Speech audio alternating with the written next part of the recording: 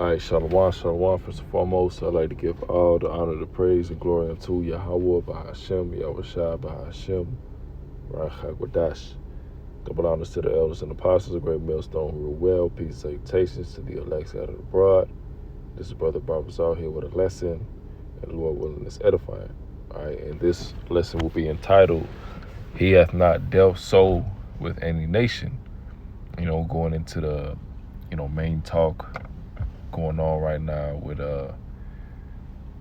these Christians, which it's been a thing, right? Them going up and debating on whether the Gentiles can be saved or not, which when they refer to Gentiles, they refer to the heathen nations, right? Because you had a guy, I'm not sure what his name is, Ethiopian looking dude who goes up to the Israelite camps and debates them. And recently he went up to, the brothers and elders in D.C., all right, trying to go into, the heathen, right, can't be saved, right, because that's what it boils down to, because we know that Gentiles are Israelite foreigners, right, Israelites that lost their way, lost their heritage, were brought up in ways contrary to Yahweh Bashim Yahweh Shai. And that could be the Western philosophy. That could be maybe you were brought up in Christianity, Roman Catholicism, Islam, or just straight up didn't know you were an Israelite. So those are different examples of how an Israelite can have that Gentile state of mind, or being a Gentile.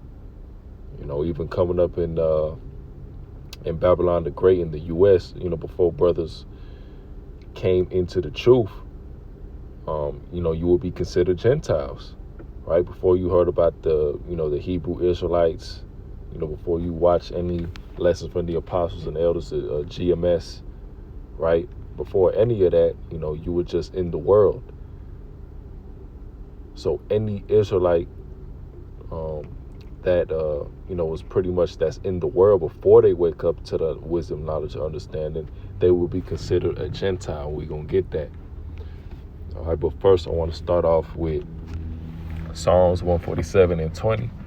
It says, He hath not dealt, or Salakia, let me start at 19. It says, He showeth his word unto Jacob, right? And Jacob, his name was changed to Israel, right? Which Israel makes up today the so-called blacks, Latinos, and Native Americans, and those speckled birds that go back to the line of Israel, right, that's scattered throughout the four corners. You see, it says his statutes and his judgments unto Israel.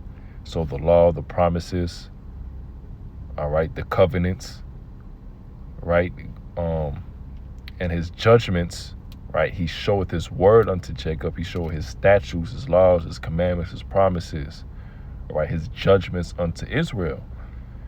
And this is, of course, why the Israelites are in the state that they're in today, because we went off. We were cast off as a no people. When you look into the book of the Deuteronomy, the 28th chapter, when it goes into the curses because we went off, we can clearly see that it's a specific people on the earth today that's going through those specific curses, all right, that go and that goes into the so-called black, Latino, and Native American. So we can clearly see that the Lord is only dealing with Jacob. All right, verse 20 says, He hath not dealt so with any nation, and as for his judgments, they have not known them, praise ye the Lord. You see?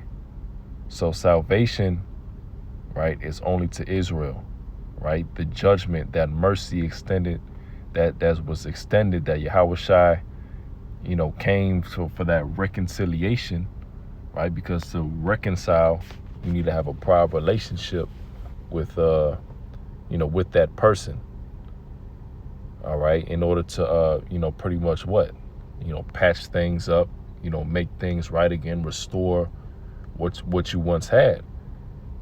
And the Lord has only dealt with the nation of Israel in that way, the old covenant, all right, even the new, even though we're not fully established into the new covenant. When you read the book of Jeremiah, the 31st chapter, it goes into only Israel, so, and you know what, let me get that too, because that's something that Christians like to bring up as well. We're in a new covenant, so to speak. But even if we were fully into that new covenant, that's only for the Israelites. So let's read that. It says, behold, the day shall come, saith the Lord, that I will make a new covenant with the house of Israel and with the house of Judah. So the house of Israel being the northern kingdom that was already in Babylon the Great, right, in the new world, so to speak, right, and with the house of Judah, you see, going into the southern kingdom, all right, that was brought here, with the slave ships, all right. It says, verse 32, not according to the covenant that I made with their fathers in the day that I took them by the hand to bring them out of the land of Egypt, which my covenant they break, although I was an husband unto them, saith the Lord. So you see how it's only going into the Israelites. Now when you continue to read, it's not going to say the heathen is going to be brought into this covenant. Other people, people that the Lord has not dealt with, has not had a prior relationship. It only goes into the Israelites. It says, verse 33, but this shall be the covenant that I will make with the house of Israel. And after those days, saith the Lord, I will put my law in their inward parts and write it in their hearts, and will be their power, and they shall be my people. You see, a covenant with the house of Israel. All right, putting their law in the inward parts, meaning Israel is going to be perfect. Those that, first fruits that get that salvation, they're going to, be the first ones to be perfect. All right, have their law in the inward parts, because at that point, Israel will not be capable of going off, right? Giving the Lord, a reason to punish them, right? To put them down, put them as a no people in slavery, captivity, the lowest of the low. That's not going to happen. Verse 34, and they shall teach no more every man his neighbor and every man his brother, saying, know the Lord, for they shall all know me, from the least of them unto the greatest of them, saith the Lord. For I will forgive their iniquity, and I will remember their sin no more. All right. So there you go. So now I'm gonna go back and I want to get Amos 3:1 real quick.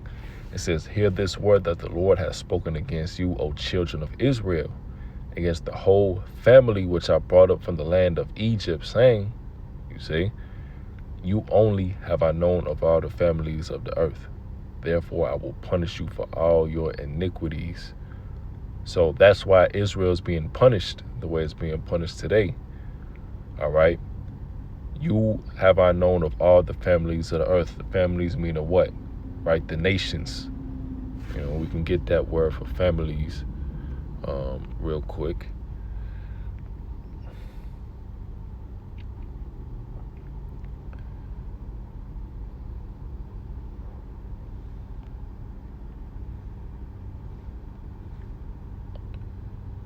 So, that word for families, it says Mashapacha, all right? And it says clan, family, tribe, people, nation, right? Family, circle of relatives, right? Extension of a tribe of people, So this is going to a specific family line, right? A specific seed line, right, of people. Not everybody on the planet Earth. All right. So let's get back to my next precept. And it says, we're going to get Romans 9. We're just going to start at 3. For I could wish that myself were accursed from Hamashiach, for my brethren, my kinsmen, according to the flesh, right? Your flesh meaning, those, your kin, right? Your seed, Jacob, Abraham, Isaac, and Jacob, those would be his kinsmen according to the flesh. Verse 4 says, who are Israelites, you see, to whom pertaineth the adoption, which adoption goes into the, let's get it, actually. Let's get it. Just to prove the point, you know. And this is why we go into the meaning of words. All right. For stuff like this, and that's why it's important to go into the Hebrew, go into the Greek, and also the etymology of words as well, because words don't mean the same thing as they used to. You know, certain ones. All right. It says that word in the Greek for adoption. Strong's G 5206. Huiothesia. Huiothesia. Huiothesia.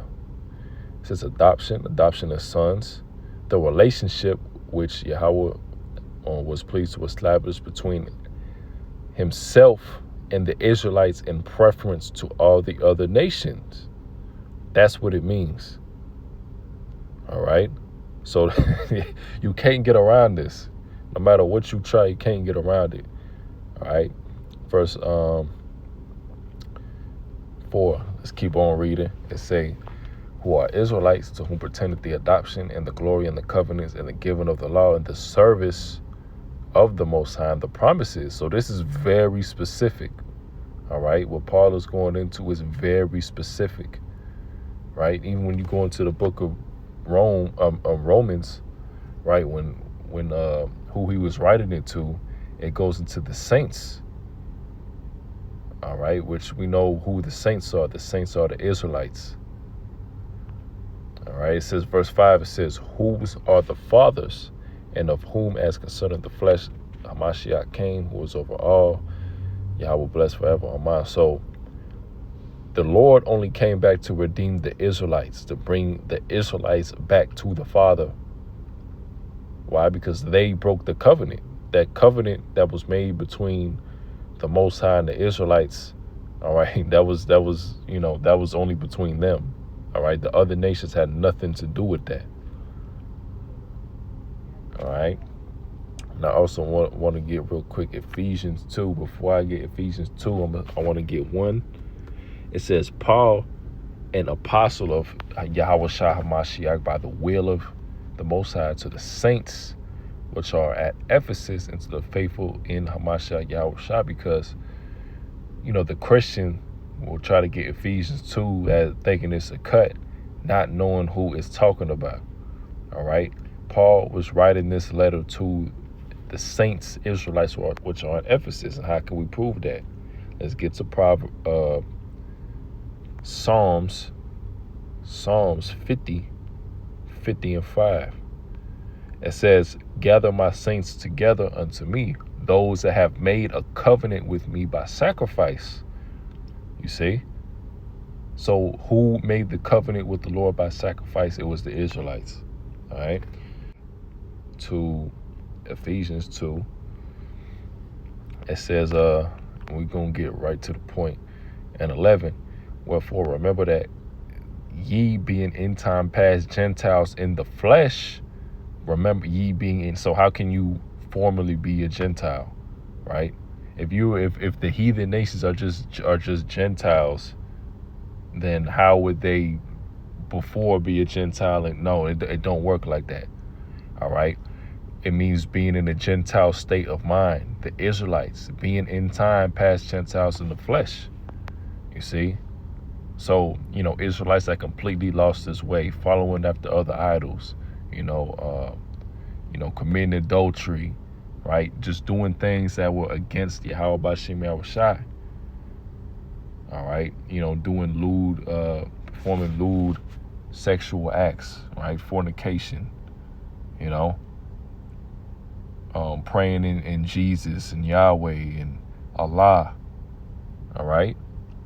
That's an example of Israel being in time past Gentiles in the flesh, who are called uncircumcision about that which is called the circumcision in the flesh, made by hands, that at that time ye were without Hamashiach, being aliens from the commonwealth of Israel and strangers from the covenants of promise. How can you be a stranger from the covenants of promise?